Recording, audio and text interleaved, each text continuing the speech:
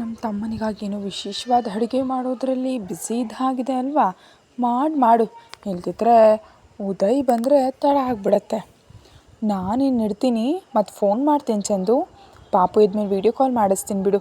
ಜಾಗ್ರತೆ ನೀನು ಮತ್ತು ಉದಯ್ ಅಂತ ಅನ್ವಿತಾ ಫೋನ್ ಕಟ್ ಮಾಡಿದ್ಲು. ಅನ್ವಿತಾ ಫೋನ್ ಕಟ್ ಮಾಡಿದ್ಮೇಲೆ ಚಂದು ಫೋನ್ ಪಕ್ಕಕ್ಕಿಟ್ಟು ಅವಳ ಮುಂಗುರುಳು ಹಣೆ ಮೇಲೆ ಬಿದ್ದು ಅಲೆದಾಡ್ತಿದ್ರೆ ಅದನ್ನು ಮಣಿಕಟ್ಟಿನಿಂದ ಹಿಂದಕ್ಕೆ ಸರಿಸ್ಕೊಳ್ತಾ ಉದಯ್ಗಾಗಿ ಪ್ರೀತಿಯಿಂದ ಒಡೆಗಳನ್ನ ಮಾಡ್ತಾ ಇದ್ಲು. ಅದೇ ಸಮಯದಲ್ಲಿ ಉದಯ್ ಅಡುಗೆ ಮನೆಗೆ ಬಂದು ಅವಳನ್ನ ಹಿಂದಿನಿಂದ ಅಪ್ಕೊಂಡ. ಅಷ್ಟು ಧೈರ್ಯವಾಗಿ ತನ್ನನ್ನು ಮುಟ್ಟೋದು ಉದಯ್ ಒಬ್ಬನೇ ಅಂತ ತಿಳಿದಿದ್ರಿಂದ, ಏನು ಬಾವ ಇಷ್ಟು ಬೇಗ ಬಂದುಬಿಟ್ಟೆ ಅಂತ ಚಂದು ನಗ್ತಾ ಕೇಳಿದ್ಲು.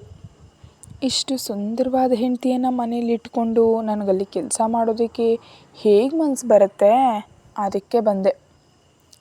ತಿಂಡಿ ತಿಂದಿಲ್ಲ ಅನ್ನೋ ನೆಪ ಹೇಳಿ ಬಂದೆ. ತಿಂಡಿ ತಿಂದು ಹೋದರೆ ಮತ್ತೆ ಮಧ್ಯಾಹ್ನದ ಊಟದವರೆಗೂ ಬರೋದಕ್ಕಾಗೋದೇ ಇಲ್ಲ ಅಲ್ವಾ. ಅದೇ ತಿಂಡಿ ತಿನ್ನದೇ ಹೋದರೆ ತಿಂಡಿ ನೆಪ ಹೇಳಿಕೊಂಡು ಮನೆಗೆ ಬರಬಹುದು, ನಿನ್ನ ಜೊತೆ ಸ್ವಲ್ಪ ಹೊತ್ತು ಹರಟೆ ಹೊಡಿಬಹುದು ಅಲ್ವಾ ಅಂತ ಉದಯ್ ನಗ್ತಾ. ನಾಚಿಕೆ ಇಲ್ವಾ, ಬ್ಯಾಡ್ ಬಾಯ್ ಥರ ತಯಾರಾಗ್ತಿದೆಯಾ ನೀನು. ಮೊದಲು ನಾನು ಇಲ್ದಿದ್ದಾಗ ಅಚ್ಚುಕಟ್ಟಾಗಿ ಆ ಕೆಲಸ ಈ ಕೆಲಸ ಎಲ್ಲ ಮಾಡ್ಕೊಳ್ತಿದ್ದೆ. ಈಗ ಮನೆಯಲ್ಲೇ ಇದ್ದರೆ ಏನಂದ್ಕೊಳ್ತಾರೋ ಜನ. ಹೆಂಡತಿ ಸೆರೆಗೆ ಹಿಡಿದು ಸುತ್ತಿದ್ದಾನೆ ಈ ಹುಡುಗ ಅಂತ ನೀನು ಆಡ್ಕೊಳ್ತಾರೆ ಗೊತ್ತಾ ಅಂತ ಚಂದು ನಗ್ತಾ ಅಂದ್ಲು. ಯಾರು ಏನೇ ಅಂದ್ಕೊಂಡ್ರೂ ನನಗೆ ಚಿಂತೆ ಇಲ್ಲ. ನನಗೆ ನಿನ್ನ ಸಂತೋಷ ಮುಖ್ಯ ಅಷ್ಟೇ. ಕೆಲಸ ಮುಗೀತಾ? ಈಗಾಗಲೇ ತುಂಬ ತಡವಾಗಿದೆ. ನೀನು ಇನ್ನೂ ತಿಂದಿಲ್ಲ. ಕೆಲಸದವರಿಂದ ಮಾಡಿಸ್ತೀನಿ ಅಂದರೆ ಕೇಳಲಿಲ್ಲ. ನಿನಗೆ ನಾನೇ ಅಡುಗೆ ಮಾಡಿ ಹಾಕ್ತೀನಿ ಅಂತ ಅಡುಗೆ ಮನೆಗೆ ಬಂದೆ. ಇಷ್ಟು ಮಾಡಿ ಸಾಕು. ಮಧ್ಯಾಹ್ನ ಮತ್ತು ರಾತ್ರಿ ಅಡುಗೆನ ನಾನು ಕೆಲಸದವ್ರಿಗೆ ಮಾಡೋದಕ್ಕೆ ಹೇಳ್ತೀನಿ. ನೀನು ಜಾಸ್ತಿ ಏನೂ ಶ್ರಮ ಪಡಬೇಡ, ಸರಿನಾ. ಕೆಲಸ ಮಾಡೋದಕ್ಕೆ ಮನೆ ತುಂಬ ಮನುಷ್ಯರಿದ್ದಾರೆ. ಎಲ್ಲ ಕೆಲಸಗಳನ್ನ ತಲೆ ಮೇಲೆ ಹಾಕ್ಕೊಂಡು ಮಾಡ್ತೀನಿ ಅಂದರೆ ನಾನು ಸುಮ್ಮನೆ ಇರಲ್ಲ, ಅರ್ಥ ಆಯ್ತಾ ಅಂತ ಹೆಂಡತಿಗೆ ಎಚ್ಚರ ನೀಡಿದ ಉದಯ್. ಹಾಗೇ ಆಗಲಿ ಮಹಾಪ್ರಭುಗಳೇ, ಮಾಡಲ್ಲ ಬಿಡು. ನಿನಗೆ ಒಡೆ ಅಂದರೆ ಇಷ್ಟ ಅಲ್ವಾ, ಅದಕ್ಕೆ ನಾನು ಮಾಡಿದೆ. ತಗೋ, ಸಾರು ಕೂಡ ಮಾಡಿದ್ದೀನಿ, ಮುಗೀತು ಅಂತ ಚಂದು ಹೇಳಿದ್ದಕ್ಕೆ ಅವಳು ಮಾಡಿದ ಅಡುಗೆಗಳನ್ನೆಲ್ಲ ಉದಯ್ ತಾನೇ ತಂದು ಊಟದ ಮೇಜಿನ ಮೇಲೆ ಇಟ್ಟ. ಇಬ್ಬರು ಒಟ್ಟಿಗೆ ಕೂತ ಮೇಲೆ ಚಂದು ಹೀಗೆ ಕೇಳಿದ್ಲು. ನಿನಗೆ ಈ ಕೆಲಸಗಳನ್ನೆಲ್ಲ ಒಂದು ಬಾರಿ ಮುಗಿದ ಮೇಲೆ ಹೇಳ್ಬಾವ, ಹೈದ್ರಾಬಾದ್ಗೆ ಹೋಗಿ ಬರೋಣ ನಾವು. ಯಾಕೆ, ಏನಾದರೂ ಕೆಲಸ ಇದೆಯಾ ಅಂತ ಉದಯ್ ಕೇಳ್ದ. ಅದು ಕೆಲಸ ಅಂದರೆ ಏನಿಲ್ಲ, ಮಗು ತುಂಬ ನೆನಪಾಗ್ತಿದ್ದಾನೆ ಬಾವ. ತುಂಬ ದಿನ ನಮ್ಮ ಹತ್ರವೇ ಇದ್ದ ಅಲ್ವಾ. ರಾತ್ರಿ ಕೂಡ ಮಲಗಿದಾಗ ಅವನ ನೆನಪೇ ಆಗ್ತಾಯಿದೆ ನನಗೆ. ಒಂದು ಬಾರಿ ಹೋಗಿ ಅವನನ್ನು ನೋಡಿ ಬಂದರೆ ಹೊರತು ಮನಸ್ಸಿಗೆ ಸ್ವಲ್ಪನೂ ಶಾಂತಿ ಸಿಗ್ತಾ ಇಲ್ಲ ನನಗೆ. ಅವನ ಮೇಲೆ ತುಂಬ ನೆನೆಸ್ಕೊಳ್ಳೋದಕ್ಕೆ ಶುರುವಾಗಿದೆ ನನಗೆ, ಹೇಗಿದ್ದಾನೋ ಏನೋ ಅಂತ. ಅದಕ್ಕೆ ನೀನು ಫ್ರೀ ಆಗಿರೋ ದಿನಗಳಲ್ಲಿ ಅಣ್ಣನ ಹತ್ರ ಹೋಗಿ 1-2 ದಿನ ಇದ್ದು ಬರೋಣ. ನಾವು ಕೂಡ ಮದುವೆ ಆದಾಗಿನಿಂದ ಎಲ್ಲೂ ಹೋಗಿಲ್ಲ ಅಲ್ವಾ ಅಂತ ಕೇಳಿದ್ಲು ಚಂದು. ಖಂಡಿತ ಕಣೆ, ನಾನು ಸಂಜೆ ಬಂದಮೇಲೆ ಹೇಳ್ತೀನಿ ನನಗೆ ಯಾವಾಗ ಬಿಡುವು ಇರುತ್ತೆ ಅಂತ. ಹಾಗೆ ಅತ್ತೆ ಮಾವ ಕೂಡ ಬರ್ತಾರೇನೋ ಕೇಳಿ ನೋಡು. ಅವರನ್ನು ಕೂಡ ನಮ್ಮ ಜೊತೆಯಲ್ಲೇ ಕರ್ಕೊಂಡು ಹೋಗೋಣ. ನಾವು ಹೋದರೆ ಅವರು ಕೂಡ ಇಲ್ಲಿ ಏನು ಮಾಡ್ತಾರೆ. ಈಗಾಗಲೇ ಅಕ್ಕ ಬಾವ ಹೋದಾಗಿನಿಂದ ಮಾವನವರು ತುಂಬ ಡಲ್ ಆಗಿಬಿಟ್ಟಿದ್ದಾರೆ. ಹೊರಗೆ ಕಂಡರೂ ಅಷ್ಟು ಉತ್ಸಾಹಕವಾಗಿ ಕಾಣಿಸ್ತಿಲ್ಲ. ಯಾವುದು ಕೆಲಸ ಮಾಡ್ತಿದ್ದೀನಿ ಅಂದರೆ ಮಾಡ್ತಿದ್ದಾರೆ ಅಷ್ಟೆ. ಅವರೆಲ್ಲ ಹೋದ್ಮೇಲೆ ತುಂಬ ಬೇಸರ ಮಾಡ್ಕೊಂಡಿದ್ದಾರೆ. ಅದರಲ್ಲಿ ನೀನು ನನ್ನ ಹತ್ರ ಬಂದೆ. ಇನ್ನು ಇಬ್ಬರೇ ಇದ್ದಾರಲ್ಲ ಮನೆಯಲ್ಲಿ, ಅವ್ರಿಗೆ ಸಮಯ ಕಳೆಯೋದು ಕಷ್ಟ ಆಗ್ತಿದೆ ಅಂದ್ಕೊಳ್ತೀನಿ ಅಂತ ಉದಯ್ ಸುಲೋಚನಾ ಮತ್ತು ಶಂಕರ್ ಅವರ ಬಗ್ಗೆ ಹೇಳ್ದ. ನೀನು ಹೇಳ್ಬಾವ, ನೀನು ಹೇಳಿದ ಮೇಲೆ ನಾನು ಅಮ್ಮನೇನ ಕೇಳ್ತೀನಿ ಅಂತ ಉದಯ್ಗೆ ಹೊಟ್ಟೆ ತುಂಬ ತಿನ್ನಿಸಿದ ಮೇಲೆ ಉದಯ್ ಹೀಗಂದ. ಹೊರಡ್ತೀನಿ, ಇನ್ನು ಮಧ್ಯಾಹ್ನದ ಊಟ ಬೇಡ. ಈಗಲೇ ಫುಲ್ಲಾಗಿ ತಿಂದುಬಿಟ್ಟಿದ್ದೀನಲ್ವಾ. ಈಗಾಗಲೇ 11:30 ಆಗ್ತಿದೆ. ನಾನು ಇನ್ನೂ ಸಂಜೆ ಬರ್ತೀನಿ. ನೀನು ಮಾತ್ರ ಊಟ ಮಾಡಿ ಮಲಗು, ಸರಿನಾ. ಹಾಗೆ ಮಲಗಬೇಡ ಅಂತ ಹೆಂಡತಿಗೆ 100 ಜಾಗ್ರತೆಗಳನ್ನ ಹೇಳಿ ಉದಯ್ ಹೊಲದ ಹತ್ರ ಹೋದ. ಉದಯ್ ಹೋದ್ಮೇಲೆ ಸ್ವಲ್ಪ ಹೊತ್ತು TV ನೋಡ್ತಾ ಕಾಲ ಕಳೆದ್ಲು. ಅವಳಿಗೂ ಬಂಧ್ಯಾನ ತಿನ್ನೋದಕ್ಕೆ ಮನಸ್ಸಾಗದೆ ಚಂದು ಸ್ವಲ್ಪ ಹೊತ್ತು ವಿಶ್ರಾಂತಿಯನ್ನು ಪಡೆದ್ಲು. ಇನ್ನೊಂದು ಕಡೆ ಸಾಮ್ರಾಟ್ನ ಮಾವನವರ ಮನೆ. ಮಾಯಾ ಆಗಲೇ 5 ತಿಂಗಳ ಗರ್ಭಿಣಿ. ಆಸ್ಪತ್ರೆಗೆ ಹೋಗಿ ಬಂದು ತನ್ನ ಆಸ್ಪತ್ರೆಯ ಫೈಲ್ ಮತ್ತು ಔಷಧಿಗಳನ್ನ ತೆಗೆದುಕೊಂಡು ತನ್ನ ರೂಮಿಗೆ ಹೋಗ್ತಾ ಇದ್ದಾಗ ಸಾಮ್ರಾಟ್ ಅವಳ ಹಿಂದೆ ಹೋಗ್ತಾ, ಪ್ಲೀಸ್ ಮಾಯಾ, ಒಂದು ಬಾರಿ ಮಾತಾಡೋ ನನ್ನ ಜೊತೆ, ಪ್ಲೀಸ್, ಒಂದೇ ಒಂದು ಬಾರಿ ಅಂತ ಅವಳ ಹಿಂದೆ ಹಲಿತಿದ್ದ. ಮಾಯಾ ಕನಿಷ್ಠ ಪಕ್ಷ ಒಬ್ಬ ಮನುಷ್ಯ ತನ್ನ ಜೊತೆ ಮಾತಾಡ್ತಿದ್ದಾನೆ ಅಂತ ಕೂಡ ನೋಡದೆ ತನ್ನ ರೂಮಿಗೆ ಹೋಗ್ತಾ ಇದ್ಲು. ಮಾಯಾ ತನ್ನ ರೂಮಿಗೆ ಹೋಗಿ ಬಾಗಿಲನ್ನು ಹಾಕ್ಕೊಳ್ಳುವಷ್ಟರಲ್ಲಿ ಸಾಮ್ರಾಟ್ ತನ್ನ ಬಲವನ್ನು ಉಪಯೋಗಿಸಿ ಬಾಗಿಲ ಮೇಲೆ ಕೈ ಇಟ್ಟು, ಪ್ಲೀಸ್ ಮಾಯಾ, ಇನ್ನೂ ಎಷ್ಟು ತಿಂಗಳು ನನ್ನ ದೂರ ಇಡ್ತೀಯಾ? ನಮ್ಮ ಮಗು ಬರ್ತಿದೆ, ಕನಿಷ್ಠ ನಮ್ಮ ಮಗುವನ್ನು ಕೂಡ ಅನುಭವಿಸೋದಕ್ಕೆ ಬಿಡಲ್ವಾ? ಯಾಕೀಗ ಮಾಡ್ತಿದ್ಯಾ ಅಂತ ಕೇಳಿದ ಸಾಮ್ರಾಟ್. ನಮ್ಮ ಮಗು ಇದೆ ಅಂತ ನಿನಗೆ ಗೊತ್ತಿದೆಯೇ? ಈಗಾಗಲೇ ಒಬ್ಬರ ಹೊಟ್ಟೆಯಲ್ಲಿ ನಿನ್ನ ಮಗು ಬೆಳೀತಿರುವಾಗಲೇ ಕೊಂದಿದೆಯಾ? ಈಗ ಈ ಮಗು ನಿನಗೆ ಹೇಗೆ ನಿನ್ನ ಮಗುವಿನಂತೆ ಅನ್ನಿಸ್ತಾ ಇದೆ? ಯಾಕಂದರೆ ನಾನು ಅವಳಿಗಿಂತ ಶ್ರೀಮಂತೇನಾ ಅಂತಾನಾ? ಇಲ್ದಿದ್ರೆ ಅವಳಿಗಿಂತ ಹೆಚ್ಚು ಸುಂದರಿನಾ? ಅಥವಾ ನನ್ನನ್ನು ಮದುವೆ ಆದ ಕಾರಣ ನನ್ನ ಆಸ್ತಿ ಎಲ್ಲ ನಿನಗೆ ಬರುತ್ತೆ ಅಂತಾನಾ? ಈಗ ಈ ಮಗು ನಮ್ಮ ಮಗು ಥರ ನಿನಗನ್ನಿಸ್ತಿದೆಯಾ ಅಂತ ಮಾಯಾ ಕಣ್ಣು ಕೆಂಪು ಮಾಡಿ ಸಾಮ್ರಾಟ್ನನ್ನು ನೇರವಾಗಿ ನೋಡ್ತಾ ಕೇಳಿದ್ಲು. ಅದಲ್ಲ ಮಾಯಾ, ಯಾಕೆ ನೀನು ನನ್ನ ತಪ್ಪು ತಿಳ್ಕೊಳ್ತಿದ್ಯಾ? ಪ್ಲೀಸ್, ಮೊದಲು ನಡೆದ ತಪ್ಪು ಮತ್ತೆ ನಡೆಯದಂತೆ ನೋಡ್ಕೊಳ್ತೀನಿ ಅಂತ ಹೇಳ್ತಿದ್ದೀನಲ್ಲ. ನನ್ನನ್ನು ದೂರ ಇಡಬೇಡ ಮಾಯಾ. ಇಂಥ ಸಮಯದಲ್ಲಿ ನಿನ್ನನ್ನು ಹತ್ತಿರ ಇದ್ದು ನೋಡ್ಕೊಳ್ಬೇಕು ಅಂತಿದೆ ನನಗೆ. ಆದರೆ ನೀನು ಹೀಗೆ ದೂರ ಮಾಡ್ತಿದ್ರೆ ತಡ್ಕೊಳ್ಳೋದಕ್ಕಾಗ್ತಾ ಇಲ್ಲ ನನಗೆ. ಈಗ ನಿನ್ನನ್ನು ನಾನು ನೋಡ್ಕೊಳ್ದಿದ್ರೆ ಇನ್ಯಾರು ನೋಡ್ಕೊಳ್ತಾರೆ? ಪ್ಲೀಸ್ ಮಾಯಾ, ನನ್ನನ್ನು ಮತ್ತು ನಮ್ಮ ಮಗುವನ್ನು ದೂರ ಮಾಡಬೇಡ. ನಾನು ತಡ್ಕೊಳ್ಳೋದಕ್ಕಾಗೋದಿಲ್ಲ. ಈಗಾಗಲೇ ಈ ದೂರವನ್ನು ಸಹಿಸೋದಕ್ಕೆ ಆಗ್ತಾ ಇಲ್ಲ. ಪ್ಲೀಸ್, ನಾನು ಮಾಡಿದ ಈ ತಪ್ಪುಗಳನ್ನೆಲ್ಲ ಕ್ಷಮಿಸು ಅಂತ ಮಾಯಾಳನ್ನು ಬೇಡ್ಕೋತಾ ಇದ್ದಾನೆ ಸಾಮ್ರಾಟ್. ಆದರೆ ಸಾಮ್ರಾಟ್ ಮಾಡಿದ ಕೆಲಸಗಳನ್ನ ನೆನಪಿಸ್ಕೊಂಡ್ರೆ ಮಾಯಾಳಿಗೆ ಅವನ್ನ ಕ್ಷಮಿಸ್ಬೇಕಂತ ಅನ್ನಿಸ್ತಿರ್ಲಿಲ್ಲ. ಆದರೆ ಅವನ ಮಗು ಅವಳು ಹೊಟ್ಟೆಯಲ್ಲಿ ಬೆಳೀತಿದೆ, ಅವನ ರಕ್ತ. ಅದಕ್ಕಿಂತ ಹೆಚ್ಚಾಗಿ ಮಾಯಾಳಿಗೆ ಮೊದಲಿನಲ್ಲೂ ಸಾಮ್ರಾಟ್ ಅವಳ ಮೇಲೆ ತೋರಿಸ್ತಿದ್ದ ಪ್ರೀತಿ ಅಂದರೆ ತುಂಬ ಇಷ್ಟ. ಅವನು ಅಂದರೆ ಮಾಯಾಳಿಗೆ ಪ್ರಾಣ ಅಂತಲೇ ಹೇಳಬೇಕು. ಅವನಷ್ಟೆಲ್ಲ ಮಾಡಿದ್ರೂ ಕನಿಷ್ಠ ಪಕ್ಷ ಮನೆಯಿಂದ ಹೊರಗೆ ಹಾಕದೆ ಇನ್ನೂ ಮನೆಯಲ್ಲೇ ಇರೋದಕ್ಕೆ ಬಿಟ್ಟಿದ್ದಾಳೆ. ಆದರೆ ಅಂದಿನಿಂದ ಇಂದಿನವರೆಗೆ ಸಾಮ್ರಾಟ್ ಜೊತೆ ಒಂದು ಮಾತನ್ನು ಕೂಡ ಆಡ್ತಿಲ್ಲ.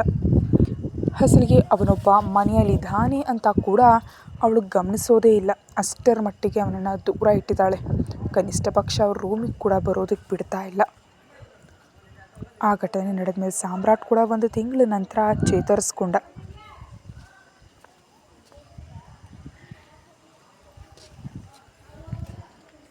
ಅಂದಿನಿಂದ ಮಾಯಾ ಮತ್ತು ಮಾಯಾಳ ತಂದೆ ಜೊತೆ ಮಾತಾಡ್ತಾ ಕ್ಷಮೆ ಕೇಳ್ತಾ ಇದ್ದಾನೆ. ಆದರೆ ಮಾಯಾ ಮತ್ತು ಅವಳ ತಂದೆ ಇಬ್ಬರು ಅವನನ್ನು ಕ್ಷಮಿಸಲಿಲ್ಲ.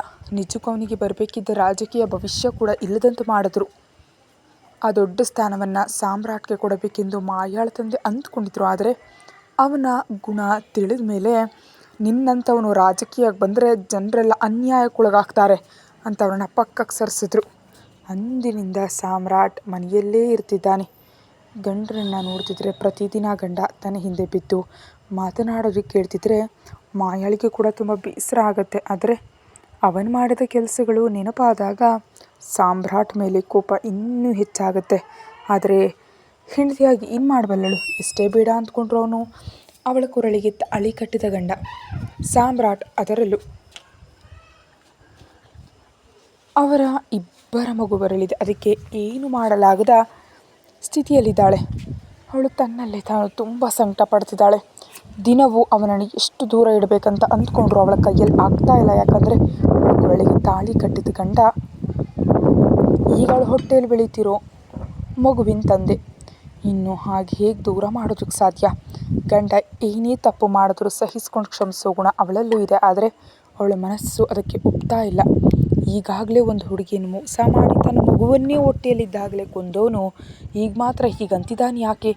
ಒಂದು ಬಾರಿ ನಂಬೇಕನ್ಸುತ್ತೆ, ಇನ್ನೊಂದು ಬಾರಿ ನಂಬಬಾರ್ದು ಅನಿಸುತ್ತೆ ಮಾಯಾಳಿಗೆ.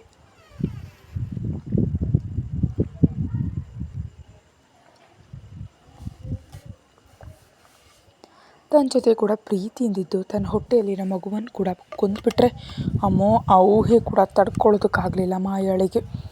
ನೀನು ನಿನ್ನ ಮೊದಲ ಹೆಂಡತಿ ಮಗುವನ್ನು ಕೊಂದಂತೆ ನನ್ನ ಮಗುವನ್ನು ಕೂಡ ಕೊಲ್ಲಲ್ಲ ಅನ್ನೋದಕ್ಕೆ ಗ್ಯಾರಂಟಿ ಏನು ಸಾಮ್ರಾಟ್? ನಿನ್ನ ನೋಡ್ತಿದ್ರೆ ನನ್ನ ಮನಸ್ಸು ಕರಗಿ ಹೋಗ್ತಿದೆ. ನನ್ನ ಗಂಡನನ್ನು ದೂರ ಇಡಬೇಕಂದ್ರೆ ನನಗೂ ಬೇಸರಾಗಿಯೇ ಇದೆ. ಆದರೆ ನೀನು ನಿನ್ನ ಮೊದಲ ಹೆಂಡತಿಗೆ ಮಾಡಿದಂತೆ ನನಗೂ ಮಾಡಿದ್ರೆ ನಾನೇನು ಮಾಡಲಿ ಹೇಳು? ನಾನು ನಿನ್ನ ಮೇಲೆ ಮತ್ತು ಈ ಮಗುವಿನ ಮೇಲೆಯೇ ಪ್ರಾಣ ಇಟ್ಕೊಂಡಿದ್ದೀನಿ. ಆದರೆ ನೀನು ನನ್ನ ನಂಬಿಕೆಯನ್ನು ಹಾಳು ಮಾಡಿದೆ, ನನಗೆ ದೂರ ಆದೆ. ಈಗ ನನ್ನ ಮಗುವನ್ನು ಕೂಡ ನೀನು ದೂರ ಮಾಡಿದ್ರೆ ನನಗೆ ಸಾವು ಬಿಟ್ಟು ಬೇರೆ ದಾರಿನೇ ಇಲ್ಲ.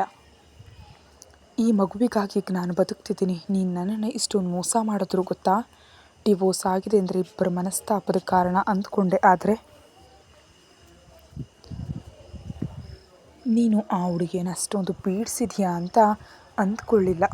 ಯಾಕೆ ಸಾಮ್ರಾಟ್ ನನ್ನ ಮುಂದೆ ಅಷ್ಟು ಚೆನ್ನಾಗಿ ನಟಿಸ್ದೆ? ನನ್ನ ಹಿಂದೆ ಇರುವಂಥ ಹಣ ನೋಡಿನ ನೀನು ಈ ರೀತಿ ಮಾಡಿದ್ದು ಅಂತ ಮಾಯಾ ಅಳುತ್ತಾ ತನ್ನ ಹೊಟ್ಟೆಯನ್ನು ಹಿಡ್ಕೊಂಡು ಕಿರ್ಚಿದ್ಲು. ಮಾಯಾ ಪ್ಲೀಸ್ ಕಣೆ, ಅಳಬೇಡ, ನಿನ್ನ ಆರೋಗ್ಯಕ್ಕೆ ಈಗ ಅದು ಒಳ್ಳೇದಲ್ಲ ಅಂತ ಸಾಮ್ರಾಟ್ ಮಾಯಾಳನ್ನು ಹಿಡ್ಕೊಳ್ಳೋದಕ್ಕೆ ಹೋದರೆ, ಅಲ್ಲೇ ನಿಂತ್ಕೋ, ನೀನು ನನ್ನನ್ನು ಮುಟ್ಟೋದು ನನಗಿಷ್ಟ ಇಲ್ಲ. ಇದೇ ಪ್ರೀತಿ ನಿನ್ನ ಮೊದಲ ಹೆಂಡತಿ ಮಗುವಿನ ಮೇಲೆ ಯಾಕೆ ಇಲ್ಲದೆ ಹೋಯಿತು ಸಾಮ್ರಾಟ್? ನಿನಗವಳನ್ನ ಹೇಗೆ ಕೊಲ್ಲಬೇಕನ್ನಿಸ್ತು? ಅದರಲ್ಲೂ ಅವಳ ಮುಂದೆಯೇ ಬೇರೆ ಹುಡುಗಿರ ಜೊತೆ ಇರ್ತಿದೆಯಾ? ನೀನು ನಿಜಕ್ಕೂ ಮನುಷ್ಯ ನೀನಾ? ಒಬ್ಬ ಹೆಣ್ಣು ತನ್ನ ಗಂಡ ಮತ್ತೊಬ್ಬ ಹೆಣ್ಣಿನ ಕಡೆ ನೋಡಿದ್ರೆ ಸಾಕು ಸಹಿಸಲ್ಲ, ಸಾಯ್ಬೇಕನ್ಸುತ್ತೆ ಅವಳಿಗೆ. ಅಂಥದ್ರಲ್ಲಿ ನೀನು ನಿನ್ನ ಮೊದಲ ಹೆಂಡತಿನ ಎಷ್ಟು ಪೀಡಿಸ್ತಿದೆಯೋ ಅಂತ ಕೇಳ್ತಿದ್ರೆ ನಿಜವಾಗಿ ನಿನಗೆ ಬದುಕೋದಕ್ಕೂ ಅರ್ಹತೆ ಇಲ್ಲ. ನನಗೆ ನಿನ್ನನ್ನು ಕೊಂದು ಹಾಕಬೇಕಂತ ಅನ್ನಿಸ್ತಿದೆ. ಆದರೂ ಮೊದಲ ಹೆಂಡತಿ ಅಂತಿದ್ದೀನಲ್ಲ, ಅವಳು ಇನ್ನೂ ಬೇರೆ ಮದುವೆ ಆಗಿ ತನ್ನ ಸಂತೋಷವಾಗಿದ್ದಾಳೆ. ಅವಳನ್ನ ನಿನ್ನ ಮೊದಲ ಹೆಂಡತಿ ಅಂತ ಕರೆಯೋದು ಕೂಡ ನನಗೆ ಇಷ್ಟ ಇಲ್ಲ. ನಿಜಕ್ಕೂ ನೀನು ನೋಡಿದ್ರೆ ಅಸಹ್ಯ ಆಗ್ತಿದೆ ಗೊತ್ತಾ? ಇಷ್ಟು ಕ್ರೂರವಾಗಿ ಹೇಗೆ ಮಾಡೋದಕ್ಕೆ ಸಾಧ್ಯ ಆಯಿತು ಸಾಮ್ರಾಟ್ ನಿನಗೆ? ಒಂದು ಹುಡುಗಿನ ಇಷ್ಟೊಂದು ಕಾಡೋದಕ್ಕೆ ಹೇಗೆ ಸಾಧ್ಯ ಆಯಿತು ನಿನಗೆ? ನನ್ನನ್ನು ಮಾತ್ರ ಯಾಕೆ ಹಾಗೆ ಮಾಡಲಿಲ್ಲ? ಈಗ ನಿನ್ನನ್ನು ಚೆನ್ನಾಗಿ ನೋಡಿಕೊಂಡ್ರೆ ಮತ್ತು ನಾನು ನಿನ್ನ ಜೊತೆ ಮೊದಲಿನಂತೆ ಚೆನ್ನಾಗಿದ್ದರೆ ನೀನು ನನ್ನನ್ನು ಕೂಡ ಹಾಗೆ ಮಾಡಲ್ಲ ಅನ್ನೋ ಭರವಸೆ ಏನು? ಯಾಕಂದರೆ ಈಗ ನಿನ್ನ ಬಗ್ಗೆ ನನಗೆ ಎಲ್ಲನೂ ತಿಳಿದು ಹೋಗಿದೆ ಅಲ್ವಾ ಸಾಮ್ರಾಟ್? ಈಗ ನೀನು ಅವಳ ಜೊತೆ ನಡ್ಕೊಂಡಂತೆ ನನ್ನ ಜೊತೆ ನಡ್ಕೊಂಡ್ರೆ ನಾನೇನು ಮಾಡಲಿ ಆಗ ಅಂತ ಮಾಯಾ ಕಣ್ಣೀರಿನಿಂದ ಕೇಳಿದ್ಲು. ನಿಜವಾಗಿಯೂ ಆಗ ನೀನು ಅಂದಂತೆ ನಾನು ಮೃಗದ ಥರ ತಯಾರಾಗಿದ್ದೆ ಮಾಯಾ. ನಿಜವಾಗಿ ನನಗೆ ಒಳ್ಳೆಯದು ಕೆಟ್ಟದ್ದು, ನನ್ನ ಹೆಂಡತಿ, ನನ್ನ ಮಗು ಅನ್ನೋದು ಯಾವುದೂ ನೆನಪಿರಲಿಲ್ಲ. ಒಬ್ಬ ಮನುಷ್ಯನಂತೆ ನಡೆದುಕೊಳ್ಳಿಲ್ಲ ನಾನು. ನನಗೆ ಹಣ ಹಣ ಅಂತ ಹಣದ ಹಿಂದೆ ನನ್ನ ಬುದ್ಧಿ ಹೋಗಿತ್ತು. ಹಣದ ಸುತ್ತಲೇ ಹೋದೆ ಹೊರತು ಈ ಬಂಧಗಳು ಸಂಬಂಧಗಳ ಬಗ್ಗೆ ಯೋಚಿಸೋದಕ್ಕೂ ಆಗಲಿಲ್ಲ ನನಗೆ. ಅದಕ್ಕೆ ಚಂದುವಿಗೆ ಅಷ್ಟೊಂದು ನೋವನ್ನು ಕೊಟ್ಬಿಟ್ಟೆ. ಆದರೆ ಈಗ ಒಂದೊಂದಾಗಿ ನನಗೆ ಸತ್ಯಗಳು ತಿಳಿತಿದ್ರೆ ಮತ್ತು ನಾನು ಹಾಗೆ ಯಾಕೆ ನಡ್ಕೊಳ್ತೀನಿ ಮಾಯಾ? ನಿಜವಾಗಿಯೂ ತಪ್ಪು ಮಾಡಿದೆ ನಾನು ಚಂದು ವಿಷಯದಲ್ಲಿ. ಆದರೆ ನಿನ್ನ ವಿಷಯದಲ್ಲಿ ಅಂಥ ತಪ್ಪು ಎಂದಿಗೂ ಮಾಡಲ್ಲ. ಆ ದೇವರ ಮೇಲೆ ಪ್ರಮಾಣ ಮಾಡಿ ಹೇಳ್ತಿದ್ದೀನಿ ಮಾಯಾ, ನಾನು ಬದಲಾಗಿದ್ದೀನಿ. ನನ್ನ ಮಗುವಿನಿಂದ ಮತ್ತು ನಿನ್ನಿಂದ ನನ್ನ ದೂರ ಇಡಬೇಡ ಮಾಯಾ. ತಡ್ಕೊಳ್ಳೋದಕ್ಕಾಗ್ತಿಲ್ಲ ಈಗಾಗಲೇ ನಿಮ್ಮನ್ನು ಕಳ್ಕೊಂಡು ಅಂತಂದ ಸಾಮ್ರಾಟ್. ಪ್ಲೀಸ್ ನಂಬು ನನ್ನ ದೂರ ಮಾಡಬೇಡ. ಈಗಾಗಲೇ ನಾನು ತುಂಬಾ ಸಂಕಟ ಪಡ್ತಿದ್ದೀನಿ ಮಾಯಾ ಅಂತ ತುಂಬಾ ದೈನ್ಯವಾಗಿ ಅವಳನ್ನ ಪರಿಪರಿಯಾಗಿ ಬೀಡ್ಕೊಳ್ತಾ ಇದ್ದಾನೆ ಸಾಮ್ರಾಟ್. ಇನ್ನೂ ಮಾಯಾಳ ಮನಸ್ಸು ಕರಗಿ ಹೋಗ್ತಾ ಇತ್ತು.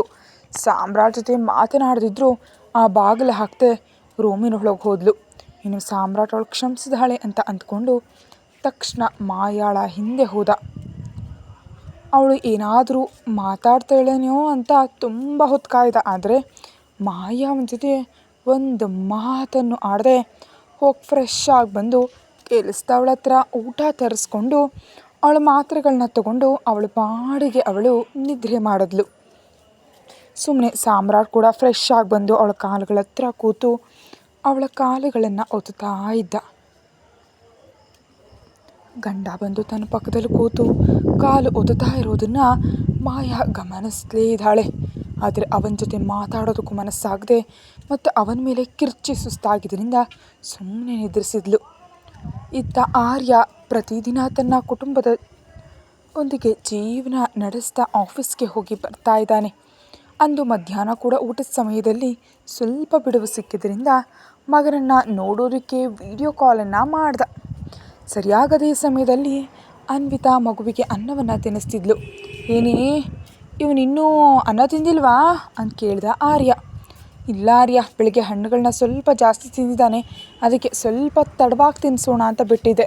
ಈಗ ಇದನ್ನು ತಿನ್ನು ಅಂದರೆ ನನ್ನನ್ನು ಸತಾಯಿಸ್ತಾ ಇದ್ದಾನೆ ಅಂತ ಹೇಳಿ, ಅಲ್ಲಿ ಡ್ಯಾಡಿ ನೋಡು ಕಂದ, ನಿನ್ನನ್ನು ನೋಡ್ತಾರಂತೆ ಅಂತ ಫೋನ್ನಲ್ಲಿ ಅವನ ಅಪ್ಪನನ್ನು ತೋರಿಸ್ತಾ ಇದ್ಲು ಅನ್ವಿತಾ. ಅವನ ಅಪ್ಪನನ್ನು ಫೋನ್ನಲ್ಲೇ ಹಿಡಿಯೋದಕ್ಕೆ ಆ ಪುಟ್ಟ ಕಂದ ತುಂಬ ಸಾಹಸ ಪಡ್ತಿದ್ದ. ಏಯ್ ಮಗನೇ, ನಿಮ್ಮ ಡ್ಯಾಡಿ ಸಂಜೆ ಬರ್ತಾರೆ, ಈಗ ಬರಲ್ಲ, ಈಗ ಫೋನಲ್ಲಿ ಮಾತ್ರ ನೋಡಬೇಕು ಅಂತ ಹೇಳಿ ತನ್ನ ಅಪ್ಪನನ್ನು ತೋರಿಸ್ತಾ ಮಗನಿಗೆ ಊಟನೆಲ್ಲ ತಿನ್ನಿಸಿ, ನೀನು ತಿಂದ್ಯಾ ಆರ್ಯ ಅಂತ ಕೇಳಿದ್ಲು. ಮಗನ ಬಾಯಿಯನ್ನು ಒರೆಸುತ್ತಾ, ಹಾಂ ಈಗಲೇ ನೋಡು, ಈಗ ತಿನ್ನೋಣ ಅಂತ ಕೂತಿದ್ದೀನಿ, ನೀನು ತಿಂದ್ಯಾ ಅಂತ ಆರ್ಯ ಕೇಳ್ದ. ಇಲ್ಲ ಆರ್ಯ, ನಿನ್ನ ಮಗನಿಗೆ ಈಗಷ್ಟೇ ತಿನ್ನಿಸಿದ್ದೀನಲ್ಲ, ಇವನ್ನ ಮಲಗಿಸಿ ತಿಂತೀನಿ ಬಿಡು, ಇವನು ಎಚ್ಚರವಾಗಿದ್ದರೆ ನನ್ನನ್ನು ಎಲ್ಲಿ ತಿನ್ನೋದಕ್ಕೆ ಬಿಡ್ತಾನೆ ಅಂದ್ಲು ಅನ್ವಿತಾ ಮಗನನ್ನು ಭುಜದ ಮೇಲೆ ಹಾಕ್ಕೊಳ್ತಾ. ಸರಿ, ತಾಯಿ ಮಗ ಏನು ಮಾಡ್ತಿದ್ದಾರೆ ಅಂತ ಫೋನ್ ಮಾಡಿದೆ ಅಷ್ಟೆ. ಅವನು ತಿಂದಾನಲ್ವಾ, ಅವನ್ನ ಮಲಗಿಸಿ ನೀನು ಕೂಡ ಹೋಗಿ ಬೇಗ ತಿನ್ನು, ಸರಿನಾ? ನಾನು ಕೂಡ ಊಟ ಮಾಡ್ತೀನಿ, ಬಾಯ್ ಅಂತ ಹೇಳಿ ಅನ್ವಿತಾ ಮತ್ತು ಮಗನನ್ನು ಒಂದು ಬಾರಿ ನೋಡಿ ಆರ್ಯ ಫೋನ್ ಕಾಲ್ ಕಟ್ ಮಾಡಿ ಕೆಲಸದಲ್ಲಿ ಮುಳುಗಿ ಹೋದ. ಆರ್ಯ ಊಟದ ಸಮಯದಲ್ಲಿ ಫೋನ್ ಮಾಡಿ ಕಟ್ ಮಾಡಿದ ಮೇಲೆ ಅನ್ವಿತಾ ಮಗನನ್ನು ಸ್ವಲ್ಪ ಹೊತ್ತು ಆಡಿಸಿ ಎತ್ಕೊಂಡು ಅತ್ತ ಇತ್ತ ಓಡಾಡಿ ಮಲಗಿಸಿದ್ಲು. ಆಮೇಲೆ ಅಮ್ಮಯ್ಯ ಅಂದ್ಕೊಂಡು ಮಗ ಮಲಗಿದ್ದಾನೆ ಅಂತ ತಾನು ಕೂಡ ರೂಮಿಗೆ ಊಟ ತರಿಸ್ಕೊಂಡು ತಿಂದಳು. ಹೀಗೆ ಅನ್ವಿತಾ ಮತ್ತು ಆರ್ಯ ಹೈದ್ರಾಬಾದ್ಗೆ ಬಂದು 1 ತಿಂಗಳು ಕಳೆದು ಹೋಗಿತ್ತು. ಆರ್ಯ ಅಚ್ಚುಕಟ್ಟಾಗಿ ಆಫೀಸ್ ಕೆಲಸ ಮಾಡ್ಕೊಳ್ತಾ ಇತ್ತ ಹೆಂಡತಿ ಮತ್ತು ಮಗನನ್ನು ನೋಡ್ಕೊಳ್ತಾ ಸಂತೋಷವಾಗಿದ್ದ. ಬಿಡುವು ಸಿಕ್ಕಾಗಲೆಲ್ಲ ಅಮ್ಮ, ಅಪ್ಪ, ತಂಗಿ ಮತ್ತು ಉದಯ್ ಜೊತೆ ಮಾತಾಡ್ತಿದ್ದ. ಒಂದು ದಿನ ಬೆಳಿಗ್ಗೆ ವಿಶು ಪಾಪು ತಿಂಡಿ ತಿನ್ನಲ್ಲ ಅಂತ ಹಠ ಮಾಡ್ತಿದ್ದ ತನ್ನ ಮಮ್ಮಿ ಡ್ಯಾಡಿ ಹತ್ರ. ಅನ್ವಿತಾಳ ಕೈ ತಿಂತಿಲ್ಲ ಅಂತ ಮಗನಿಗೆ ಆರ್ಯನೇ ತಿನ್ನಿಸೋದಕ್ಕೆ ನೋಡ್ದ. ಆದರೂ ಅವನು ತನ್ನ ಅಪ್ಪನ ಹತ್ರವೂ ಹಠ ಮಾಡ್ತಿದ್ದಾಗ, ಏಟ್ ಬೀಳತಕ್ಕಂದ ತಿನ್ನು ಅಂತ ಮಗನನ್ನು ಹೆದರ್ಸಿದ್ಲು ಅನ್ವಿತಾ. ಏಯ್ ಸುಮ್ಮನಿರು ನೀನು, ಅವನು ಈಗಾಗಲೇ ತಿಂತಿಲ್ಲ ಅಂತ ಅಳ್ತಿದ್ದಾನೆ, ಮತ್ತು ನೀನು ಹೆದರ್ಸ್ತಿದೀಯಾ? ನಾನು ಹೋದ್ಮೇಲೆ ಮತ್ತೆ ಅಳ್ತಾ ಕೂತ್ಕೊಳ್ತಾನೆ, ನಿನ್ನ ಹತ್ರ ಬರಲ್ಲ ನೀನು ಹಾಗೆ ಕೋಪ ಮಾಡಿಕೊಂಡ್ರೆ ಅಂತಂದ ಆರ್ಯ. ಇಲ್ಲ ಕಂದ, ಮಮ್ಮಿ ಹಾಗೇ ಇರ್ತಾಳೆ, ಅವಳನ್ನ ನಾವಿಬ್ಬರು ಸೇರಿ ಹೊಡೆಯೋಣ ಬಿಡು, ನೀನು ಅಳಬೇಡ ಮಗನೇ, ತಿನ್ನು, ನನ್ನ ಬಂಗಾರದ ಕಂದ ಅಲ್ವ ನೀನು, ತಿಂದಿದ್ರೆ ಶಕ್ತಿ ಎಲ್ಲಿಂದ ಬರುತ್ತೆ ನನ್ನ ಬಂಗಾರಗೆ ಅಂತ ಆರ್ಯ ಮಗನನ್ನು ಮುದ್ದಿಸ್ತಾ ತಿನ್ನಿಸ್ತಾ ಇದ್ದರೆ ಅವನು ತನ್ನ ಅಪ್ಪನ ಹತ್ರ ಇನ್ನೂ ಹೆಚ್ಚು ಹಠ ಮಾಡೋದಕ್ಕೆ ಶುರು ಮಾಡ್ದ. ಏಯ್, ನನ್ನ ಜೀವನದಲ್ಲಿ ನಾನು ಹೆಂಡತಿಯನ್ನು ಕೂಡ ಇಷ್ಟು ಬೇಡ್ಕೊಂಡಿಲ್ಲ ಕಣೋ ನಾನು, ನಿನ್ನನ್ನು ಬೇಡ್ಕೊಳ್ತಿದ್ದೀನಿ ತಿನ್ನು ಅಂತ, ನಿನಗೆ ಕೈ ಮುಗಿತೀನಿ ತಿನ್ನಪ್ಪ, ಆಫೀಸ್ಗೆ ಸಮಯ ಆಗ್ತಿದೆ, ನನ್ನ ಬಂಗಾರದ ಮಗ ಅಲ್ವಾ, ನನ್ನ ಪುಟ್ಟಕ್ಕಂತ ಅಲ್ವಾ ಅಂತ ಎಷ್ಟೇ ಹೇಳಿದರೂ ಅವನು ಎಂದಿಗಿಂತಲೂ ಹೆಚ್ಚು ನಾಟಕ ಮಾಡ್ತಿದ್ದ. ಯಾಕಂದರೆ ಈಗ ಅವನು ತಿಂಡಿ ತಿಂದರೆ ಅವನಪ್ಪ ಅವನನ್ನು ಬಿಟ್ಟು ಹೋಗ್ತಾರೆ ಅಂತ ಅವನಿಗೆ ಅರ್ಥ ಆಗಿತ್ತು. ಅದಕ್ಕೆ ಈ ದಾರಿ ಹಿಡ್ದಿದ್ದಾನವನು. ಅನ್ವಿತಾ, ಇವನೇನು ಮಾಡಿದ್ರು ತಿಂತಿಲ್ವಲ್ಲೇ ಅಂತ ಆರ್ಯ ಅನ್ವಿತಾಳ ಕಡೆ ನೋಡ್ದ. ನನ್ನ ಕಡೆ ಏನು ನೋಡ್ತಾ ಇದೆಯಾ? ಅವನ್ನ ನಿನಗೇನು ಅನ್ಬೇಡ ಅಂತ ನೀನು ಅಲ್ವಾ ಅಂದಿದ್ದು, ನಾನೇನು ಅನ್ನಲ್ಲ, ಅಪ್ಪ ಮಗ ಇಬ್ಬರು ಎಲ್ಲಾದರೂ ಹೋಗಿ ಅಂತ ಅನ್ವಿತಾ ಸುಮ್ಮನೆ ಕೂತ್ಕೊಂಡ್ಳು ಅವರಿಬ್ಬರನ್ನೇ ನೋಡುತ್ತಾ. ನೋಡು, ನಿಮ್ಮ ಮಮ್ಮಿ ಕೂಡ ನಿನಗೆ ತಿನ್ಸಲ್ವಂತೆ, ಇನ್ನು ನಾನು ಆಫೀಸ್ಗೆ ಹೋದರೆ ನಿನ್ನ ಹೊಟ್ಟೆ ಹಸುವಿನಿಂದ ಕಾಯಬೇಕಾಗತ್ತೆ ಅಷ್ಟೇ, ತಿನ್ನು, ನನ್ನ ಬಂಗಾರ ಅಂತ ಬಲವಂತವಾಗಿ ಆರ್ಯ ತಿನ್ನಿಸ್ತಿದ್ರೆ ಅವನು ಬಾಯಲ್ಲಿದ್ದನ್ನು ಉಗುಳ್ತಾ ಇದ್ದ ತುಂಟ.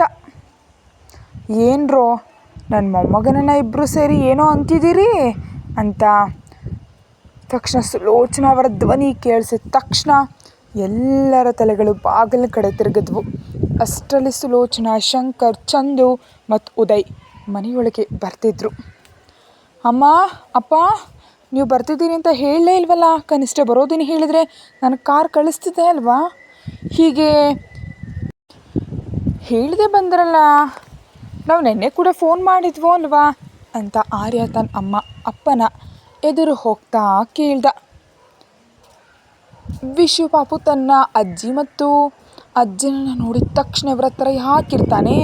ತನ್ನ ಅಜ್ಜಿ ಹತ್ರ ಹೋಗೋದಕ್ಕೆ ಕೈ ಚಾಚಿದ್ದಕ್ಕೆ ನನ್ನ ಬಂಗಾರ ಕಂದ ಅಂತ ಸುಲೋಚನಾ ಅವರು ಮೊಮ್ಮಗನನ್ನು ಎತ್ಕೊಂಡು ಮುಖ ತುಂಬ ಮುತ್ತು ಕೊಡ್ತಿದ್ರು. ಹಾಗೆ ಶಂಕರ್ ಅವರು ಕೂಡ ಮೊಮ್ಮಗನನ್ನು ಎತ್ಕೊಂಡು ಮುದ್ದಾಡಿದ್ರು. ಅನ್ವಿತಾ ಹೋಗಿ ನಾದ್ನಿಯನ್ನು ಅಪ್ಕೊಂಡು, ಹೇಗಿದೆಯಾ ಉದಯ್, ಚಂದು ಹೇಗಿದೆಯಾ ಅಂತ ಇಬ್ಬರನ್ನು ಕೇಳಿ, ಅತ್ತೆ ಮಾವ ಚೆನ್ನಾಗಿದ್ದಾರಾ ಅಂತ ಕೇಳಿದ್ಲು. ನಾವೆಲ್ಲರೂ ಚೆನ್ನಾಗಿದ್ವಿ, ನೀ ಹೇಗಿದ್ದೀರಾ?